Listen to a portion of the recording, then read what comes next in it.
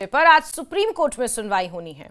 Statehood के दर्जे से जुड़ी याचिकाओं पर सुप्रीम कोर्ट में आज अहम सुनवाई होगी। स्टेटहुड को लेकर केंद्र को आज अपना जवाब सुप्रीम कोर्ट में दाखिल करना है। पिछली सुनवाई में सुप्रीम कोर्ट ने जवाब के लिए केंद्र को 8 हफ्ते का वक्त दिया था।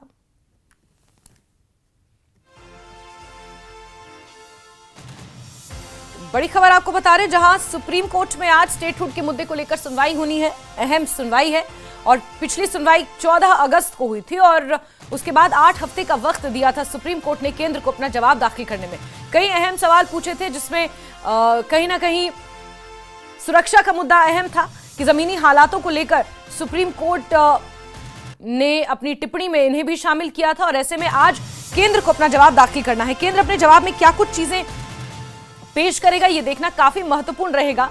और स्टेटहुड के दर्जे पर लगी याचिकाओं पर आज सुप्रीम कोर्ट में सुनवाई होनी है। सभी की निगाहें इसी पर टिकी हैं। अनुच्छेद 370 और 35 से हटने के बाद जम्मू कश्मीर को 2019 में केंद्र शासित राज्य बना दिया गया था और तभी से स्टेटहुड की मांग मुख्य है और ऐसे में इसको लेकर सुप्रीम कोर्ट में कई याचिकाएं लगाई गई हैं और स्टेटहुड से जुड़ी हुई यानी कि राज्य के दर्जे से जुड़ी हुई याचिकाओं पर सुप्रीम कोर्ट में आज अहम सुनवाई होनी है। बड़ी बात यह है कि केंद्र को आज सुप्रीम कोर्ट में अपना जवाब दाखिल करना है। केंद्र अपने जवाब में क्या कुछ कहेगा, क्या कुछ बातों को शामिल करेगा, देखना काफी महत्वपूर्ण रहेगा। और साथ ही आपको यह भी बता दें कि बीते कल गृह मंत्री अमित शाह की अध्यक्षता में एक सुरक्षा समीक्षा बैठक भी हुई है और उससे जुड़ी हुई क्या बातें अपने इस जवाब में पेश की जाएंगी जो सुप्रीम कोर्ट को केंद्र को देना है। खुर्रम हमारे सहयोगी ज्यादा जानकारियों के साथ फोन लाइन पर जुड़े हैं। खुर्रम, कितने बजे ये सुनवाई होनी है, क्या कुछ अहम इस सुनवाई से जुड़ा हुआ? देखिए, ये जो सुनवाई होनी है, ये सुनवाई आज जो प्यार गवई की जो बेंच है, 2 रुकनी बेंच, वो इसको सुनेगी और लगभग 11 साढ़े 11 के आसपास इस पर जो है सुनवाई होगी, क्योंकि जो उनकी कोर्ट है उसमें इसका नंबर 17 नंबर पर यह केस लगा हुआ है, तो उस वक्त तक इसकी सुनवाई पॉसिबल है।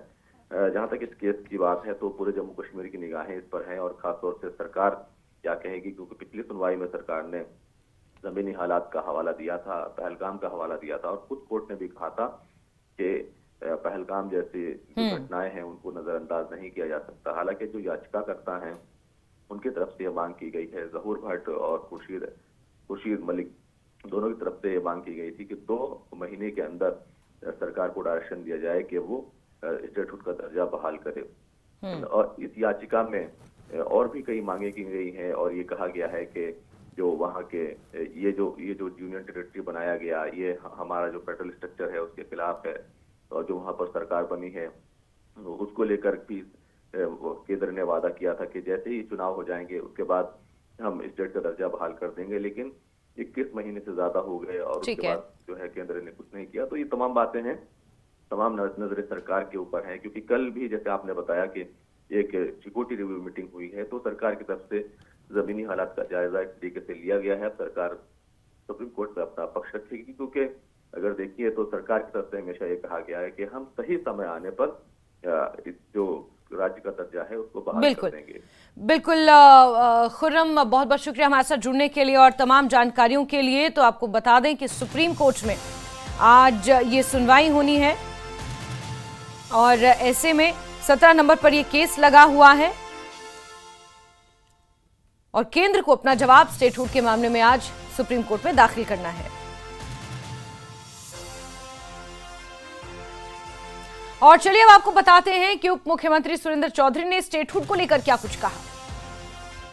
भरोसा किया है और भरोसा करते रहेंगे और अगर हमारा भरोसा है तो उम्मीद करेंगे कि हिंदुस्तान की सबसे बड़ी अदालत जो फैसला है जम्मू कश्मीर के लोगों के सेंटिमेंट्स को नजर में रखते हुए, जम्मू कश्मीर का किसान, मजदूर, दुकानदार, छोटे से छोटा आदमी जो दूर दराज पहाड़ों में रहता है, उनके सेंटिमेंट्स को समझेगा। और सबसे बड़ी बात कि हिंदुस्तान का सबसे बड़ा अदालत जो है वो जम्मू कश्मीर के उस नौजवान बच्चे की पुकार सुनेगा, वो बच्चा जो आज घर घर में बेरोजगार है।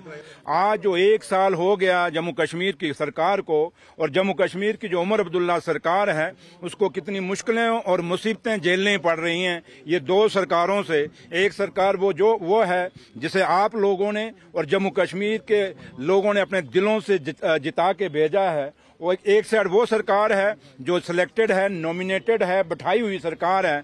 अब फैसला सुप्रीम कोर्ट ने करना है कि ये जम्मू कश्मीर की हुकूमत वो लोग करेंगे जिनको लोगों ने चुन के भेजा है, या वो लोग करेंगे जो 5 साल से यहाँ थोपे गए हैं।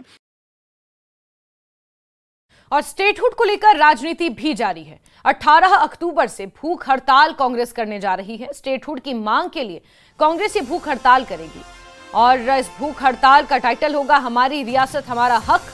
और इसी अभियान के तहत कांग्रेस भूख हड़ताल करेगी, जिसका ऐलान कांग्रेस ने कर दिया है। कांग्रेस प्रदेश अध्यक्ष तारिक हामिद कर्रा ने कार्यकर्ताओं से इसको लेकर तैयारी करने को भी कहा है। तो स्टेटहुड की मांग को लेकर कांग्रेस अब भूख हड़ताल करने जा रही है।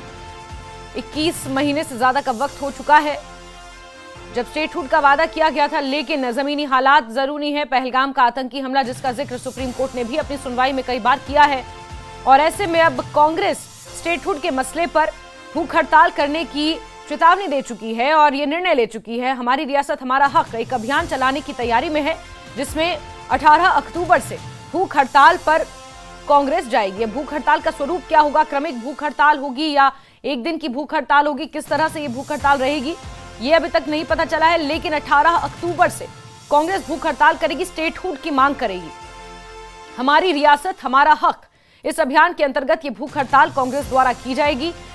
कांग्रेस अध्यक्ष तारिक हामिद कर्रा ने इसका ऐलान किया है, साथ ही साथ कार्यकर्ताओं को इसकी तैयारी करने के निर्देश भी दे दिए हैं।